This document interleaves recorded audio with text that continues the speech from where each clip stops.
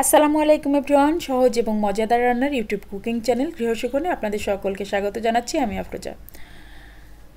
চলে আসলাম নতুন আরও একটা রেসিপি নিয়ে। আমার আজকের রেসিপি ইলিশ পোলাও, আর খুব সহজভাবেই আমি আজকের এই ইলিশ পোলাওটা রান্না করব। আশা করছি যারা একদম রান্না করতে পারেন না তারাও রান্না করতে পারবেন। আর হাতের কাছে থাকা সব উপকরণই আমি ব্যবহার করব আজকের রান্নায়। এমন কোনো ইনগ্রিডিয়েন্টস ব্যবহার করব না যেটা আপনাদের হাতের কাছে সচরাচর থাকে না। তো চলুন আমার রান্নাঘরে যাই আর আজকের রান্নাটা শুরু করি। আর ভিডিওটা ভালো লাগলে অবশ্যই like, share and subscribe my channel and follow my Facebook page Grihasukhan. তো চলে আসলাম রান্নাঘরে। এখানে নিয়েছি 7টা কাঁচামরিচ, 1 চা চামচের মতো আদা কুচি আর 1 কাপ পেঁয়াজ কুচি। ব্যাস এগুলো আমি পেস্ট করে নেব। আমার পেস্ট করে নেওয়া হয়ে গিয়েছে। এখানে 1 কেজি পরিমাণ ইলিশ মাছ নিয়ে নিয়েছি আর মাছগুলোকে কেটে ধুয়ে পরিষ্কার করে নিয়েছি আর লবণ দিয়ে ম্যারিনেট করে রাখছি। এখানে আমি 1/2 চা চামচ লবণ ইউজ করলাম আর মাছগুলোর সব পাশে ভালো করে লবণটা মাখিয়ে নিচ্ছি।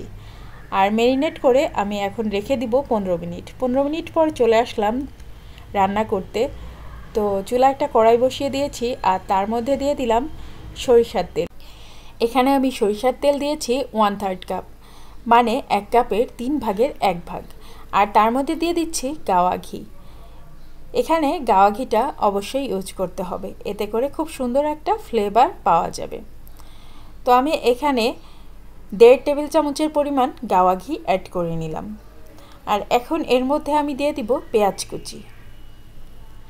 ইলিশ মাছ রান্নায় পেঁয়াজের পরিমাণটা একটু বেশি লাগে, এটা আমরা সবাই জানি। তাই আমি এখানে দিয়ে দিচ্ছি মেজারমেন্ট কাপের 2 কাপ পরিমাণ দেশি পেঁয়াজ কুচি। আপনারা এখানে যে কোনো ধরনের পেঁয়াজটাই ইউজ করতে পারেন। এখন এই ঘি মেশানো তেলে আমি পেঁয়াজটাকে ব্রাউন করে ভেজে নিব। পেঁয়াজটাতে খুব সুন্দর একটা গোল্ডেন ব্রাউন কালার চলে এসেছে দেখেন। আর এই অবস্থায় আমি পেঁয়াজ কুচিগুলা কিছুটা তুলে নিলাম, পেঁয়াজের বেরেস্তাটা। তো আমি এখন বেরেস্তাটা আলাদা করে রাখলাম আর কিছুটা বেরেস্তা তেলের মধ্যে ছিল, তার মধ্যে দিয়ে দিলাম সেই মশলাটা, যে মশলাটা আমি সবার প্রথমে রেডি করে নিয়েছি। এখন এই মশলাটাকে খুব ভালো মতো আমি ভুনে নিলাম। তারপরে এর মধ্যে দিয়ে দিলাম জিরার গুঁড়া 1 চা চামচ আর ধনিয়ার গুঁড়া 1/2 চা চামচ দিয়ে আবারও খুব ভালো মতো এটাকে ভুনা করে নিচ্ছি। স্বাদ অনুসারে লবণ দিয়ে দিলাম। লবণটা আপনারা আপনাদের ইচ্ছা মতো ইউজ করবেন। এখন আমি এই মশলাটাকে প্রতিটা স্টেপে খুব ভালো মতো কষিয়ে নিচ্ছি। দিয়ে দিলাম টক দই। এটা আমার হাতে বানানো ইনস্ট্যান্ট টক দই। আর টক দই এখানে আমি দিয়েছি মেজারমেন্ট কাপের 1/2 কাপ পরিমাণ। এখন ইলিশ মাছগুলো দিয়ে দিচ্ছি। ইলিশ মাছগুলো দেওয়ার পরে 5 মিনিট আমি এক পাশ করে রান্না করেছি। এবার উল্টে আর এক পাশ রান্না করব। তো এভাবে আস্তে আস্তে উল্টে দিতে হবে, কারণ ইলিশ মাছগুলো এই অবস্থাতে খুবই সফট থাকে, তাই খুব আস্তে আস্তেই মাছটাকে উল্টাতে হয়। তো এই যে দেখেন আমার কিন্তু মাছটা সুন্দর মতো রান্না করা হয়ে গেছে আর আমি এখন মাছগুলোকে উঠিয়ে নিচ্ছি। এই তো একটা প্লেটে আমি উঠিয়ে নিচ্ছি। আজকের ইলিশ পোলাও রান্নায় আমি কিন্তু যে মশলাগুলো ইউজ করেছি তা সবার হাতের কাছে থাকে, আর খুব সহজভাবে আমি আজকে আপনাদেরকে ইলিশ পোলাও রান্না করাটা দেখাচ্ছি। এর আগেও আমি আপনাদের সাথে ইলিশ পোলাও রেসিপি শেয়ার করেছি, বাট সেটা একটু অন্যরকমভাবে করা, আর এটা কিন্তু একেবারে সহজভাবে করা। মাছগুলো উঠিয়ে নিলাম আর এই মশলাটার ভিতরেই আমি এখন পোলার চালগুলোকে সুন্দর করে কষিয়ে নিব। তো এখানে আমি 700 গ্রাম পোলার চাল ধুয়ে পানি ছড়িয়ে রেখেছিলাম। এখন এই পোলার চালটা দিয়ে দিলাম। এখন এই মশলাটার সাথে এই চালটাকে খুব ভালো মতো আমি ভুনা করে নিব। এই কাজটা কিন্তু একটু আস্তে ধীরে করতে হবে। চুলার তাপটা থাকতে হবে মিডিয়াম টু লোতে। বেশি হাই যদি চুলার হিট থাকে তাহলে এই চালগুলো মশলাসহ পুড়ে যাবে, আর সেক্ষেত্রে পোলাওয়ের টেস্টটা খুবই বাজে চলে আসবে আর ইলিশ পোলাওটা খেতে একদম ভালো লাগবে না। তাই আপনাকে এই অবস্থাতে একটু আস্তে আস্তেই রান্নাটা করতে হবে। তো আমি কিন্তু একদম লো হিটে এই চালটাকে ভালো করে ভুনা করে নিয়েছি। তারপর যে পরিমাণ চাল দিয়েছি ঠিক তার ডাবল পরিমাণ পানি দিয়ে দিলাম। আর এখন চুলার তাপমাত্রাটা একটু বাড়িয়ে দিয়েছি। তো ব্যাচ আর 10 মিনিট তার মধ্যে কিন্তু হয়ে যাবে আমার পোলাও রান্না করা। এখন দিলাম কিশমিশ।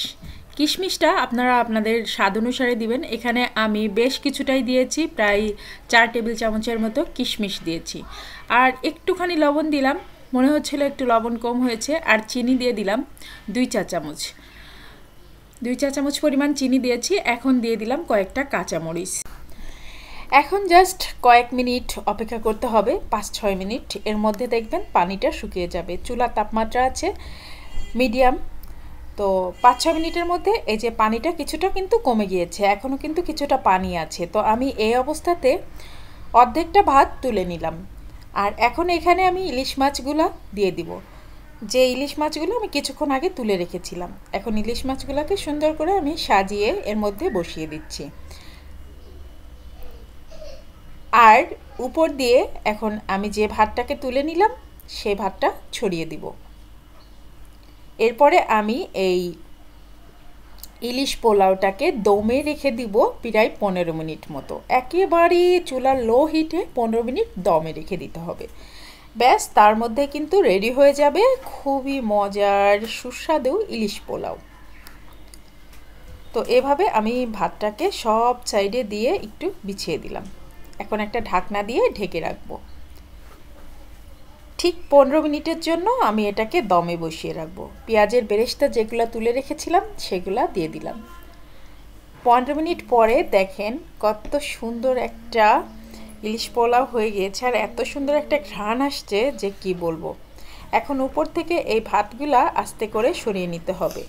সরিয়ে নিয়ে মাছগুলা তুলে ফেলতে হবে। মাছগুলা তুলে নিয়েছি। আর এরপরে আমি আবারও ভাতগুলাকে সুন্দর করে একটু মিশিয়ে নিচ্ছি মশলার সাথে। এই যে মাছগুলো আমি তুলে রেখেছি, আর এখন আমি আপনাদেরকে সার্ভ করে দেখাচ্ছি। দেখেন এত সুন্দর ঝরঝরা পোলাও হয়েছে, আর এত সুন্দর একটা অ্যারোমা আসছে যে কি বলবো। মানে ঘ্রাণেই মনে হচ্ছে মনটা খুশি হয়ে যাচ্ছে। তো এভাবে কিন্তু খুব সহজে আপনারা ইলিশ পোলাওটা রান্না করতে পারবেন। স্বাদে গন্ধে কোনো কিছুতে কমতি নেই। আমার বাসায় যেহেতু আমার ছোট ছোট দুটো বাচ্চা আছে, তাই তাদের বিভিন্ন সময় বিভিন্ন ধরনের খাবারের জিনিসের আবদার থাকে আমার কাছে। কারণ তারা বাইরের খাবারটা একদমই পছন্দ করে না, সবচেয়ে বেশি পছন্দ করে আমার হাতের খাবার খেতে। তো সেজন্যই তারা আমার কাছে বিভিন্ন সময় বিভিন্ন খাবারের আবদার করে, আর সেজন্যই বিভিন্ন রকম খাবার আমার রান্না করা হয়। আর তাই তো আমার এই কুকিং চ্যানেলের শুরু। তো যাই হোক, আপনারা সবাই ভালো থাকবেন, সুন্দর সুন্দর কমেন্ট করবেন। আর যারা আমার চ্যানেলটা সাবস্ক্রাইব করে চ্যানেলের সঙ্গেই আছেন তাদেরকে অনেক অনেক ধন্যবাদ আমার চ্যানেলের সঙ্গেই থাকার জন্য। আর যারা নতুন ভিডিওটা দেখছেন, যদি ভালো লাগে অবশ্যই আমার চ্যানেলটা সাবস্ক্রাইব করে দিবেন, পাশে থাকা বেল আইকনে একটা প্রেস করে দিবেন। তো যাই হোক, আজকের মতো ভিডিওটা শেষ করছি।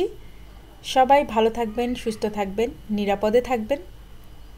আর ডেকোরেশনটা যে যার যার মতো করে নেবেন। আমি কিন্তু উপরে একটুখানি পেঁয়াজের বেরেস্তা আর কিশমিশ দিয়ে ডেকোরেশনটা করে নিচ্ছি।